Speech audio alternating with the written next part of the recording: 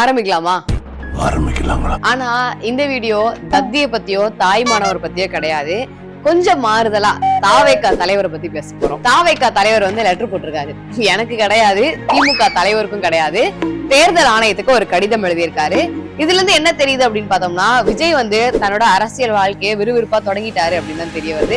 அந்த கடிதத்துல அவர் என்ன சொல்லியிருக்காருன்னா, ஜனநாயக கடமை ஆற்றுறதுக்கு தாவேகா தலைவராகிய நானும் என்னோட உறுப்பினர்களும் என்னோட தொண்டர்களும் ரெடியா இருக்காங்க. இப்ப வரைக்கும் தேர்தல் ஆணைய கூட்டத்துல ஒரு தடவை கூட தாவேகாவுக்கு அழைப்பு கொடுக்கவே இல்லை. நாங்களும் அந்த கூட்டத்துல பங்கெடுத்துக்கிறது கிடையாது. ஆனா இதுக்கு மேல நடக்க போற கூட்டங்களுக்கு நீங்க தாவேகாவுக்கு அழைப்பு கொடுக்கணும்.